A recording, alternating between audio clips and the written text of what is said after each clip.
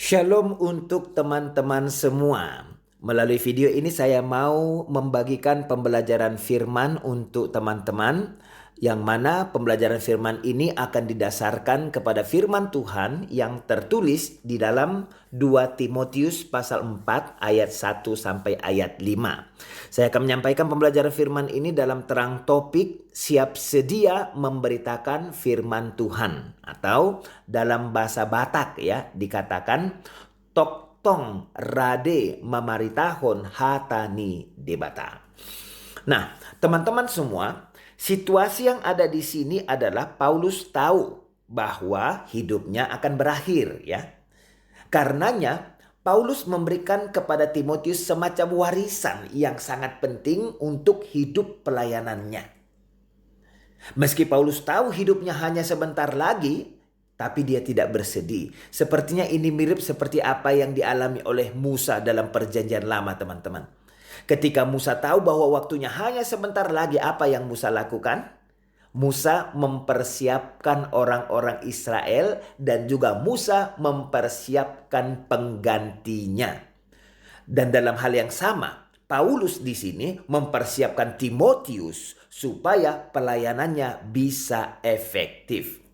Nah, salah satu tujuan teman-teman dari pembelajaran firman ini adalah supaya hidup kita menjadi efektif untuk mencapai tujuan Tuhan, ya, baik untuk diri kita sendiri dan juga di dalam diri orang lain. Sehingga mari kita masuk ke dalam ayat yang pertama. Pasal 4 ayat 1 saya akan bacakan kepada kita terjemahan baru ya. Di hadapan Allah dan Kristus Yesus yang akan menghakimi orang yang hidup dan yang mati, aku berpesan dengan sungguh-sungguh kepadamu demi penyataannya dan demi kerajaannya. Nah, teman-teman semua, berdasarkan apa yang sudah Paulus sampaikan sebelumnya, di ayat 1 ini Paulus katakan bahwa dia sedang bersaksi secara menyeluruh ya di hadapan Bapa dan juga di hadapan Tuhan Yesus Kristus. Artinya seperti ini teman-teman. Di sini Paulus mengucapkan kesaksian ini kepada Timotius, tetapi dengan kesadaran bahwa dia melakukan kesaksian ini di hadapan Bapa dan di hadapan anaknya Tuhan Yesus Kristus. Pertanyaannya, apa isi kesaksiannya? Kristus Yesus yang akan menghakimi orang yang hidup dan yang mati. Rupanya melalui ungkapan ini teman-teman, Paulus tidak pernah lupa bahwa Mesias adalah hakim dan Mesias akan menghakimi. Sehingga ini memberikan perenungan kepada kita. Jika kita orang yang percaya ya, jika kita orang yang percaya, kita akan menghadapi penghakiman. Tetapi penghakiman ini tidak berhubungan teman-teman dengan tempat orang percaya di dalam kekekalan kelak. Mengapa seperti itu? Karena jika kita sudah menerima Injil Kristus di dalam iman kita, jika kita percaya Yesus sudah mati dan sudah bangkit untuk menebus dosa-dosa kita dan juga untuk membenarkan kita, maka teman-teman kita bisa secara pasti yakin kita akan berada di dalam kerajaan Tuhan. Tetapi Alkitab juga mengatakan kepada kita tentang penghakiman. Yang mana penghakiman yang dimaksud ini adalah untuk memberikan reward kepada setiap orang. Jadi di sini teman-teman penghakiman ini adalah tentang apa yang sudah kita capai ya di dalam hidup kita di dunia ini. Apakah kita sudah hidup secara efektif di dunia ini untuk mencapai tujuan-tujuan Tuhan atau tidak? Sehingga ini kiranya menyadarkan kita bersama-sama. Setiap keputusan yang kita ambil ya, setiap tindakan yang kita lakukan, setiap perkataan yang kita ucapkan, Tuhan mau kita mencapai tujuannya. Kemudian Paulus tunjukkan kepada kita dalam ayat ini bahwa ada hubungan yang sangat dekat antara kedatangan Yesus Mesias dengan kehadiran kerajaan Tuhan itu. Nah, sehubungan dengan kedatangan Yesus Mesias teman-teman, apa yang harus kita lakukan selama kita hidup? ayat 2 dikatakan, beritakanlah firman, siap sedialah baik atau tidak baik waktunya. Nyatakanlah apa yang salah, tegurlah dan nasihatilah dengan segala kesabaran dan pengajaran. Oke, kita mulai satu-satu ya teman-teman. Yang pertama Paulus katakan di sini, proclaim the word.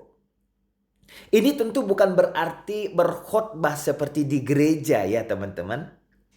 Ini adalah kata memproklamasikan yang artinya saksikanlah, ungkapkanlah seperti itu. Sehingga di sini kita diingatkan bersama-sama, kita seharusnya menjadi orang-orang yang membagikan firman Tuhan. Bagaimana teman-teman selama ini? Kita membagikan firman Tuhan enggak? Ketika kita membagikan firman Tuhan, kita perlu memahami bahwa kita tidak akan menyesalinya. Kalau kita melakukan sesuatu yang salah, tentu sebagai orang yang normal kita akan menyesali perbuatan yang salah itu. Tapi ketika kita membagikan firman Tuhan, kita tidak akan menyesal. Firman Tuhan yang kita bagikan itu tidak akan sia-sia. Tidak akan kembali dengan hampa. Sehingga teman-teman, perhatikan ini baik-baik. Kebenaran Alkitab apapun yang kita bagikan, kita sedang melakukan sesuatu yang baik. Kita sedang melakukan sesuatu yang akan menghasilkan keuntungan bagi diri kita dan bagi orang percaya yang menerimanya. Juga untuk hidup saat ini, juga untuk selamanya. Seperti itu. Be ready katanya. At the good season and those times that are not so easy to share the word. Teman-teman semuanya, kebanyakan terjemahan mengatakan in season and out of season. Preach the word, seperti itu. Artinya apa? Pada saat yang tepat, ketika segala sesuatunya sudah siap untuk firman itu dibagikan, bagikanlah firman itu. Dan juga perhatikan teman-teman, pada saat-saat yang tidak mudah bagi kita untuk bisa membagikan firman Tuhan. Nah, intinya teman-teman ya, intinya kita harus menghidupi firman Tuhan itu dalam segala kesempatan. Dan bukan hanya menghidupinya, kita harus membagikan firman Tuhan itu dalam semua kesempatan yang Tuhan berikan kepada kita. Dan untuk melakukannya, Paulus memfokuskan kita kepada 3 hal penting. 3 hal penting teman-teman. Apa saja itu? Yang pertama, nyatakanlah apa yang salah. Yang kedua, tegurlah. Dan yang ketiga, nasihatilah. Untuk yang pertama tadi teman-teman, tugas pertama yang harus dikerjakan orang percaya adalah nyatakan apa yang salah. Yang artinya teman-teman, bawa kesadaran kepada orang lain tentang dosa yang sedang mereka lakukan. Bagaimana cara kita untuk melakukannya? Ya, kita bisa menunjukkan kepada mereka perbedaan antara apa yang baik dengan apa yang tidak baik. Antara apa yang pantas untuk dilakukan dan apa yang tidak pantas untuk dilakukan. Kita bisa menunjukkan perbedaan antara apa yang menjadi milik Tuhan dan apa yang ditolak oleh Tuhan. Kita juga bisa menunjukkan perbedaan antara apa yang akan diberkati oleh Tuhan dan mana yang akan dikutuk oleh Tuhan. Teman-teman, tugas kita adalah membawa kesadaran, menyadarkan orang itu. Tentang hasilnya tentu itu tergantung kepada iman orang yang sedang kita layani.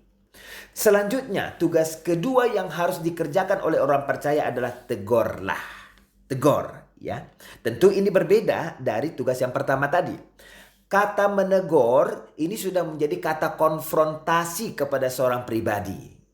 Tetapi kita perlu memahami teman-teman, kita melakukan ini ya dalam konteks membagikan firman Tuhan pada waktu yang tepat atau pada waktu yang sulit. Itu konteksnya. Jangan pernah lupa situasi itu. Lalu yang ketiga, yang harus dikerjakan oleh orang percaya adalah nasihatilah. Teman-teman, nasihatilah ini adalah kata yang berarti menyemangati seperti itu. Tetapi kita juga perlu memahami yang disemangati bukan orang jahat untuk melakukan dosa, iya kan? Yang disemangati bukan orang yang mau mencuri, teman-teman. Yang disemangati bukan orang yang mau menikahi istri atau suami orang lain, bukan itu. Menyemangati di sini adalah untuk membuat seseorang setia kepada firman Tuhan. Kenapa ini penting saya sampaikan kepada kita? Karena terlalu sering teman-teman menyemangati itu salah kaprah.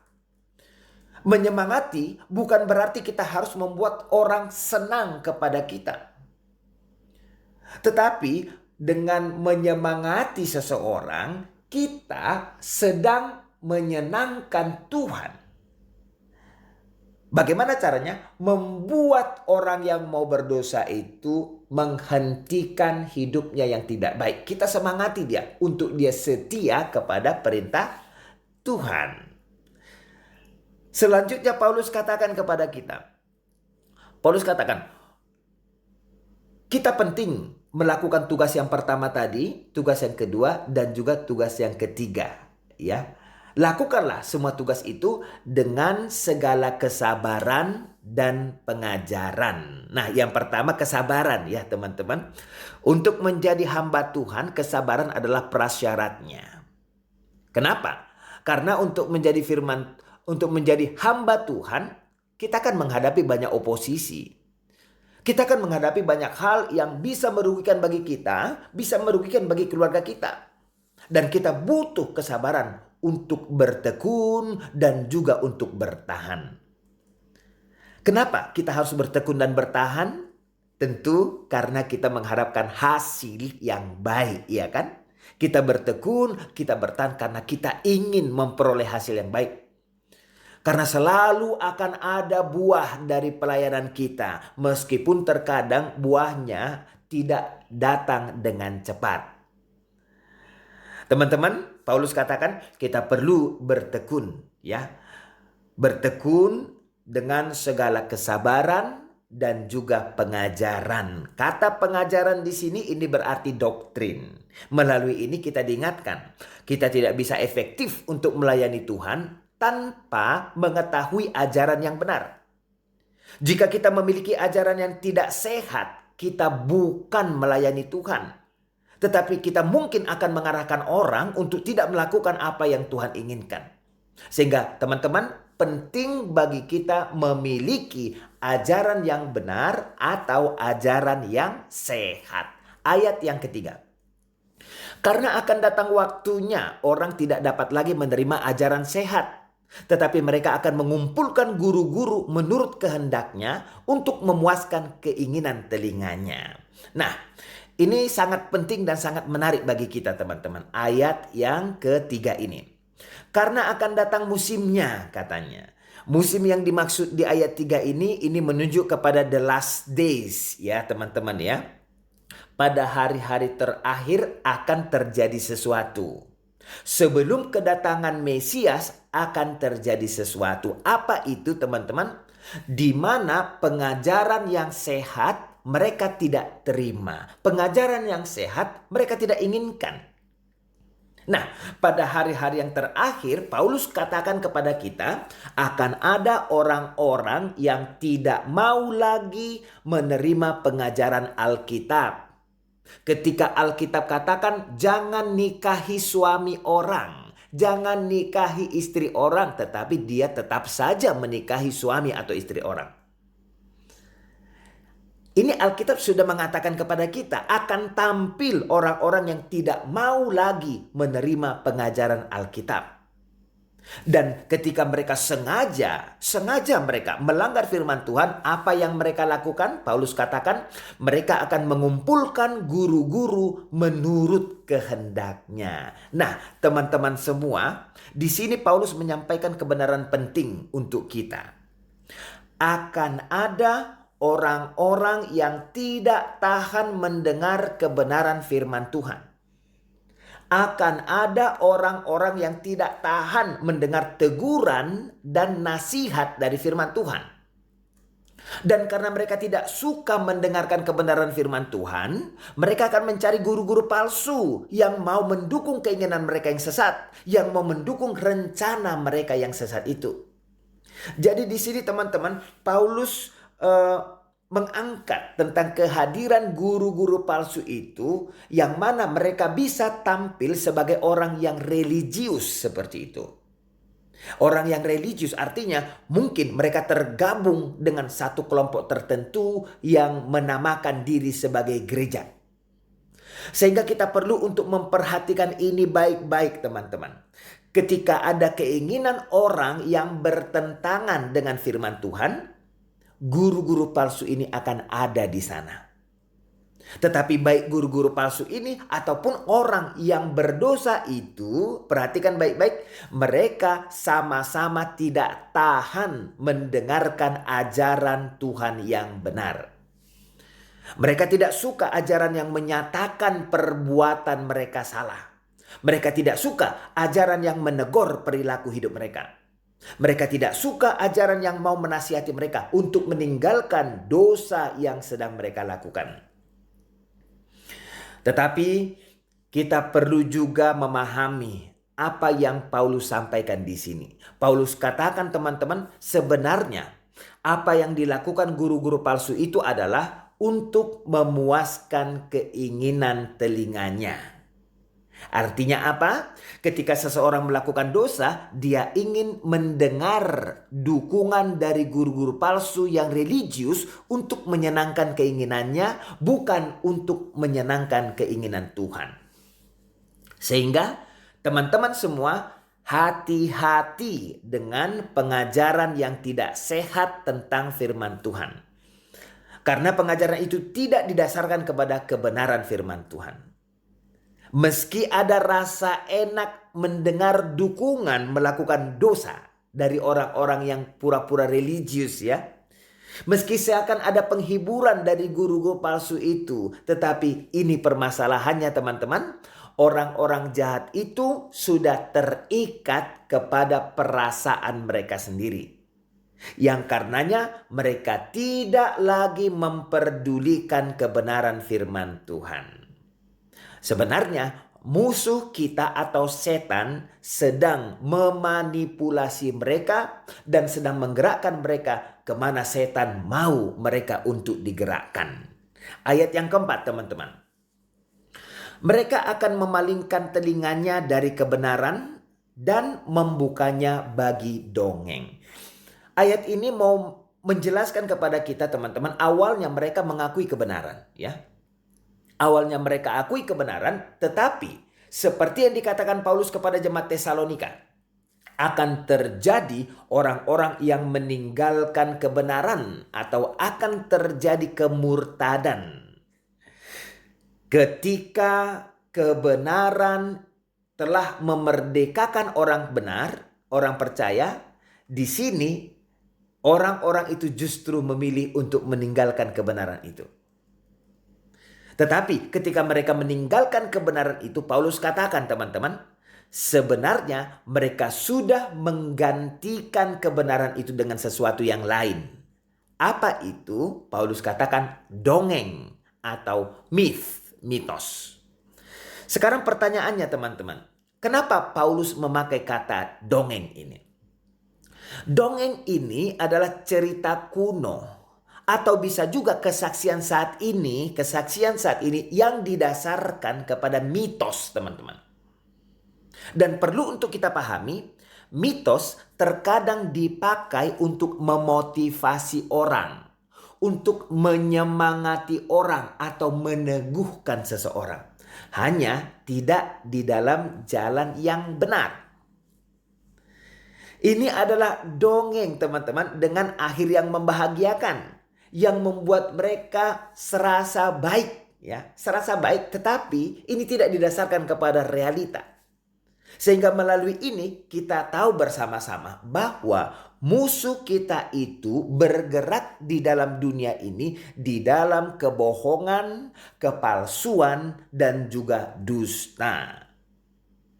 Dusta sudah membuat orang berdosa merasa baik. Dusta sudah menyemangati orang berdosa di zona kedagingan dan juga keduniawian, tetapi tidak di dalam arah yang benar. Sehingga teman-teman, dalam situasi yang jahat ini, dalam situasi yang penuh dusta dari setan ini, apa yang harus kita lakukan di dalam situasi itu? Ayat 5. Tetapi kuasailah dirimu dalam segala hal, sabarlah menderita, lakukanlah pekerjaan pemberitaan Injil, dan tunaikanlah tugas pelayananmu. Nah, teman-teman semua, dalam situasi yang tidak baik, ya, Tuhan mau kita harus berpikiran jernih dalam segala hal. Dalam berpikir jernih, kita akan mampu menguasai diri kita.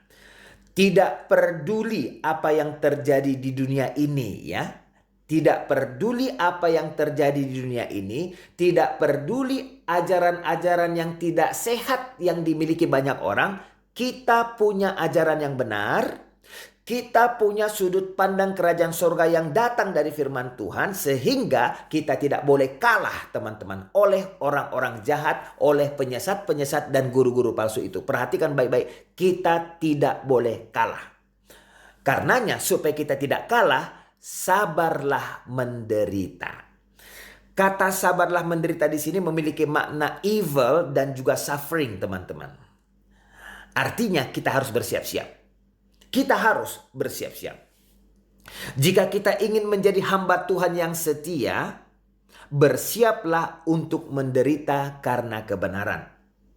Gereja harus bersiap-siap menderita karena kejahatan anak-anak setan. Teman-teman, ini kata-kata kenabian ya, yang bukan berasal dari diri saya sendiri. Kata-kata ini berasal dari firman Tuhan. Sehingga di tengah-tengah situasi yang sangat jahat itu, teman-teman, apalagi yang harus kita lakukan? Paulus katakan, lakukanlah pekerjaan pemberitaan Injil. Oke? Beritakanlah Injil sebagai kesaksian tentang kebenaran. Untuk segala kepalsuan harus direspon dengan memberitakan kebenaran. Kalau tidak direspon, akan banyak orang yang sesat.